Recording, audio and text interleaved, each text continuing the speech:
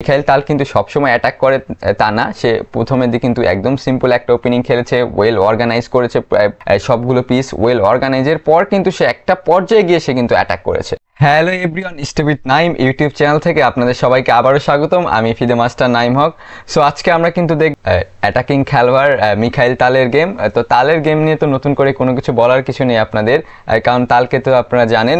যদিও এই গেম তার খুব যে বেশি অ্যাগ্রেসিভ তা না, বাট একটা জিনিসই আপনাদের এই গেমটা দেখানোর উদ্দেশ্য হচ্ছে মানে অনেক সময় কিন্তু যারা খুব বেশি অ্যাটাকিং প্লেয়ার তারাও কিন্তু নর্মাল খেলে, তারপরে একটা পর্যায়ে যে অ্যাটাক করে, এই জন্য আসলে গেমটা দেখানো। এই গেমটি হচ্ছে মিখাইল তাল এবং জন ফেলসের গেম। তো 1986 সালের গেম। তো মিখাইল তাল খেলেছে হোয়াইট গুটি নিয়ে এবং তার অপোনেন্ট খেলেছে কালো গুটি নিয়ে। তো E4 C6 D4 D5 Caro-Kann opening, take take, knight D7 knight F3। So সবগুলো খুবই কমন আইডিয়া এবং কমন ওপেনিং। যদিও এখন এখানে আপনার এইখানে আপনার নাইট F6টা বেশি খেলা হয় ব্ল্যাক নিয়ে, এই নাইট F6টা, বাট আগে বেশি খেলা হতো এটা। তো night F3 night F6 idea হচ্ছে যদি এই পিসের সাথে এক্সচেঞ্জ করা, যদি এক্সচেঞ্জ করে তাহলে কিন্তু এই নাইটটাও এখানে চলে আসবে।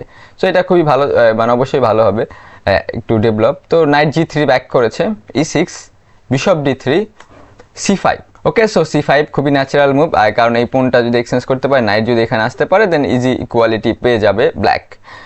আর এইগুলো হচ্ছে স্টিল, এগুলো খুবই থিওরিটিক্যাল পজিশন। তো C3, সো জাস্ট পোনটা গার্ড দিয়েছে, সেই সাথে এই বিশপটা অনেক সময় C2তে গিয়ে কুইন D3 একটা মানে মেটিং অ্যাটাক ট্রাই করে হোয়াইট। তো টেক, নাইট টেক, অবশ্যই পোন টেক না, কারণ এটা E pawn. So bishop C5 castle. Okay, bishop C5 নাইটটাকে অ্যাটাক করেছে, জাস্ট ক্যাস্টিং করেছে। এখন যদি এটা খায় তো তাহলে কেন, মানে এই পোনটা আইসোলেটেড, বাট কেন অ্যালাউ করবে এই আইসোলেটেড পোনটা আর কি, ইভেন গেমেও খেলেছে। সো এখন আগের বার কেন আমি বলছিলাম যে এটা খেলে আইসোলেটেড পোনটা কেন দিবে, তো দুইটা একটু ডিফারেন্ট, কারণ এখন কিন্তু দুইটা বিশপ আছে হোয়াইটের। তো দুইটা বিশপ থাকার কারণে কিন্তু কিং, এই পোনটা হালকা একটু উইক হলেও কিন্তু কিং সাইডে কিন্তু খুব ভালো একটা অ্যাটাকিংয়ের পসিবিলিটি থাকে, এই জন্য এটা কিন্তু আগেরটার চেয়ে different. So castling bishop G5। So bishop G5 just pin করেছে, H6 দিয়েছে, তো বিশপ F4। সো মানে তাল চাচ্ছিল যে H6 পোনটা পুশ করানোর জন্য, এই চাওয়ার জন্য আসলে বিশপ G5 করা, যে অপোনেন্টের পোন যদি পোন পুশ করতে থাকে তাহলে কিন্তু একটা উইকনেস ক্রিয়েট হওয়ার চান্স আছে, কারণ তাল তো খেলবে উইকনেসের উপরে, তাল তো কিন্তু ম্যাটেরিয়াল এবং খেলার পসিবিলিটি খুবই কম। তো নাইট B6 খুবই ন্যাচারাল আইডিয়া, এবং এই টাইপের যে আইসোলেটেড পোন এগেইনস্টে কিন্তু এটা মানে সব রকম মানে স্ট্রাকচারেই কিন্তু এই টাইপের চাল হয়। মেন আইডিয়া থাকে D5 একটা পিস বসানো, আর তারপর হচ্ছে আরও ডেভেলপ করে পিসগুলো করা। D5 পিস বসাতে করলে এই পিসটা কিন্তু কোনোভাবে সরাতে পারে না উইদাউট এনি পিস দিয়ে টেক করার বাদ দিয়ে। তো বিশপ C2 সবই ন্যাচারাল মুভ, নাইট D5 বিশপটাকে অ্যাটাক করেছে। So bishop E5, so bishop E5 তো সবচেয়ে ভালো, বিশপ D2 ততটা ভালো না, কারণ এখানে G7এও একটা অ্যাটাক এর পসিবিলিটি আছে যদি নাইটটা সরায়। So queen B6 queen D3। ওকে, আফটার বিফোর কুইন D3 এই পজিশনটা কিন্তু কমপ্লিটলি ইকুয়াল পজিশন বলা যায়।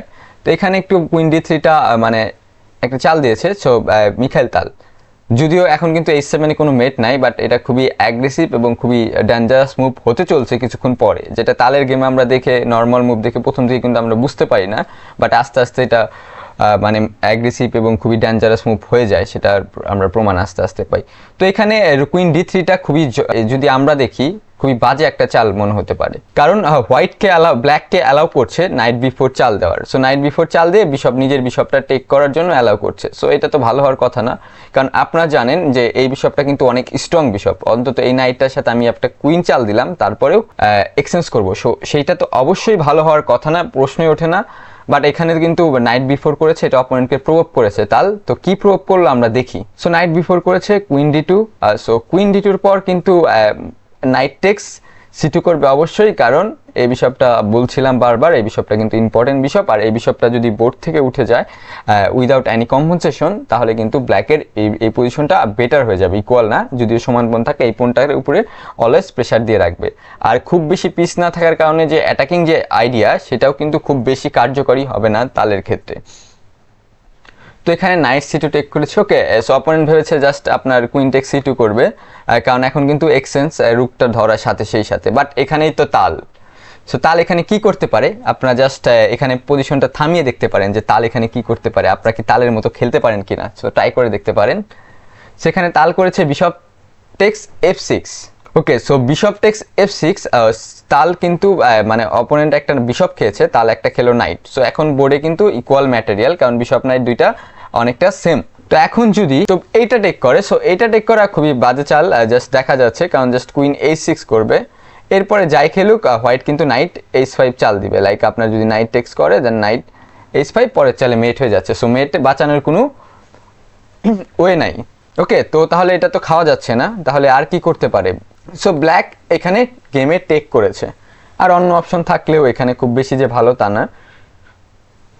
তো ব্ল্যাক এখানে টেক করার পর তো হোয়াইট নিয়ে কি করবেন আপনি, একটা মানে অলরেডি কিন্তু এক্সচেঞ্জ, তো রুক দিয়ে কি টেক করবেন না, অবশ্যই না। সো রুক দিয়ে যদি টেক করেন সেটা অবশ্যই ভালো হবে না, আর আরও দেখি অ্যাগ্রেসিভ মুভ খেলেছে তাহলে এখানে। So night h5। So night h5 এর আইডিয়া তো সিম্পল, যদি খেয়ে দেয় তাহলে তো আমি ওই যে আগের ভেরিয়েশনটাই করবো, জাস্ট টেক করে দিয়ে g7 এ মেট, তাহলে খেতে পারছে না। তাহলে আর কি করতে পারে, যদি g6 দেয় সেম, আমি জাস্ট কুইন দিয়ে এটা খেয়ে দিব। সো মেট আর বাঁচানোর কোনো ওয়ে নাই, আর টেক করা তো যাচ্ছে না, তাহলে কি করতে পারে। সো অপোনেন্ট এখানে খুবই একটা ব্রিলিয়ান্ট চাল দিয়েছে, সেটা হচ্ছে e5। ওকে, সো e5, সে অপোনেন্ট একটা পন স্যাক্রিফাইস করেছে। সো পন স্যাক্রিফাইস করেছে হচ্ছে এই পনটা ফ্রিতে খাওয়া যায়, বিশপ দিয়ে খাওয়া যায়, এখন কিন্তু পন দিয়েও খাওয়া যায়। বাট অপোনেন্টের যে কুইনের যে এই আপনার ফাইলটা এটা ওপেন করেছে, কারণ এখন কুইন ফাইল যদি ওপেন থাকে তাহলে কিন্তু মেটটা করতে পারবে না, সেই সাথে এই বিশপটার যাওয়ার রাস্তাও মানে খোলা হয়ে গেল সেই সাথে। আর এইখানে যে পজিশন, এখানে কিন্তু অলরেডি যে বোর্ডে ম্যাটেরিয়াল আছে সেটাতে কিন্তু একটা কিন্তু রুক বেশি, এই মিখাইল তালের অপোনেন্ট জোস ফিল্ডসের। ওকে, সো এখন যেহেতু একটা পিস বেশি, কোনো মতো যদি অ্যাটাকটা ফেরাতে পারে তাহলে কিন্তু তার কমপ্লিটলি উইনিং পজিশন হয়ে যাবে।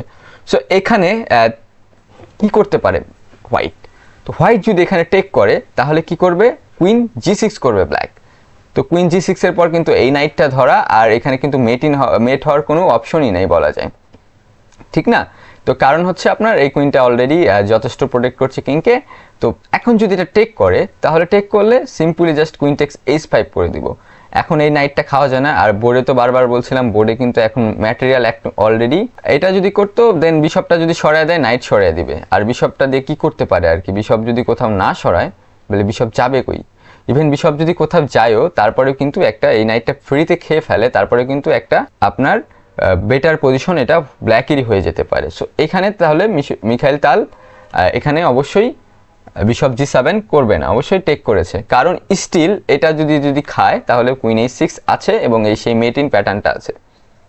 তো এখানে g5 করেছে, g5টা অনলি মুভ, কারণ g5 এর আইডিয়া হচ্ছে এই কুইন দিয়ে এটা যাতে খেতে না পারে, সেই সাথে বিশপটা এখন g4 এ একটা থ্রেট, বিশপটা g4 এ দিয়ে নাইটটা সরিয়ে দিবে, সেটা একটা থ্রেট।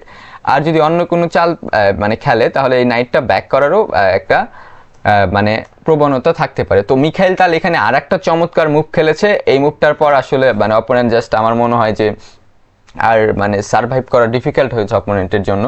সো মিখাইল তাল এখানে খেলেছে e6। ওকে, সো e6 খুবই চমৎকার এবং খুবই এক্সেলেন্ট একটা আইডিয়া। সো আমরা দেখেছি যে আপনার কিছুদিন আগে যখন আমাদের ইঞ্জিন টুর্নামেন্ট হচ্ছিল তখন কিন্তু এই টাইপের আইডিয়া কে করেছিল বলেন তো আপনারা। সো আলফা জিরো এই টাইপের আইডিয়া করেছে। সো আইডিয়াটা কি, এটা যদি খায় পন দিয়ে খাওয়া তো অবশ্যই ডেঞ্জারাস, জাস্ট কুইন d3 দিয়ে মেট হয়ে যাবে, সো সেটা বাঁচানো যাবে না। বাট এখন যদি অন্য কোনো পিস দিয়ে খায়, যেরকম হচ্ছে কুইন e6 খেয়েছে, তো পন খাওয়ালাম কেন, এবং একটা পাস্ট পন এবং স্ট্রং পন, ঠিক না। কারণ হচ্ছে এই কালো ডায়াগোনালগুলো আপনারা দেখেন, পুরো ডায়াগোনালটা কিন্তু ব্ল্যাকের হিউজ উইকনেস। হোয়াইট যদি এই ডায়াগোনালটা ইউজ করতে পারে তাহলে কিন্তু জাস্ট আপনারা দেখেন যেটা গেমে হয়েছে, গেমে বিশপ এই জাস্ট সিম্পল একটা h3 চাল দিয়েছে, বাট ডায়াগোনালটা কীভাবে ইউজ করেছে আপনারা সামনে দেখতে পারবেন। স্টিল এটা কিন্তু যাওয়ার কোনো জায়গা নাই, লাইক আপনার যদি কুইন এটা খায় তারপরে কিন্তু জাস্ট বিশপ ব্যাক করবে, এরপরে জাস্ট কমপ্লিটলি মেট হয়ে যাচ্ছে, তো এটা খাওয়ার কোনো অপশন নাই। আর যদি আপনার আর কি করবে, তো এই নাইটটা এটা খাওয়া ছাড়া তো বাঁচানোর কোনো ওয়ে নাই। সো কুইন f5 করেছে, যে নাইটটার আশা ছেড়ে দিয়েছে, তো স্টুক দিয়ে টেক করেছে, তো বিশপ e6। তো এখন মনে হচ্ছে কিন্তু ব্ল্যাক কিন্তু ওয়েল অর্গানাইজড, সবগুলো পিস কিন্তু অ্যাক্টিভ হয়ে যাচ্ছে ব্ল্যাকের। ইভেন আর দুই একটা চাল যদি ব্ল্যাক ঠিকভাবে খেলতে পারে, এটা ব্ল্যাকের বেটার তো দূরের কথা, কমপ্লিটলি উইনিং পজিশনের দিকে এগিয়ে যাবে। বাট এখানে তাল আবার খেলেছে রুক E1। ওকে, সো রুক E1-এর আইডিয়া হচ্ছে রুকটাও গেমে আনা, E1-এ তো কিছু করছে না, আর স্টিল এখন বোর্ডে কিন্তু একটা এক্সচেঞ্জ ডাউন, কুইন E6 দিয়েছে, সো G4। তো G4 এর আইডিয়া এই নাইটটা তো এখানে রাখতেই হবে, এই নাইটটা খুবই স্ট্রং নাইট, তো এই নাইটটা জাস্ট প্রোটেক্ট করেছে G4 দিয়ে। তো রুক C8, যেহেতু এই রুকটা এখন গেমে আনার চেষ্টা করছে, পিস ডেভেলপ করছে, তো বিশপ C3। বিশপ C3-র আইডিয়া কি? এই যে বারবার বলছিলাম এই ডায়াগোনালটা ইউজ করা, সো এখন মেইন আইডিয়া হোয়াইটের হচ্ছে এখানে জাস্ট কুইন D4 করা। কুইন D4 করলে এখানে তো মেটিন একটা প্যাটার্ন ক্রিয়েট হয়ে যাচ্ছে। তো এখানে রুক D8 করেছে, সেটা তো অবশ্যই করতে দিবেন অপোনেন্ট। তো queen E3 and রুক D3। So রুক D3, queen E5, queen ধরেছে, সেই সাথে একসাথে কুইনটা বাঁচালো, সেই সাথে আবার এই যে মেটিন একটা থ্রেড দিয়ে রেখেছে। সো এখন তো F6 হয় না, কারণ E6 খেয়ে দিবে। তো অনলি মুভ এক্সচেঞ্জ আবার ব্যাক করে দিতে হচ্ছে, so take and king H7। তো কি হলো, সো যে রুকটা স্যাক্রিফাইস করেছিল সেই রুকটা কিন্তু অলরেডি রিগেইন করলো।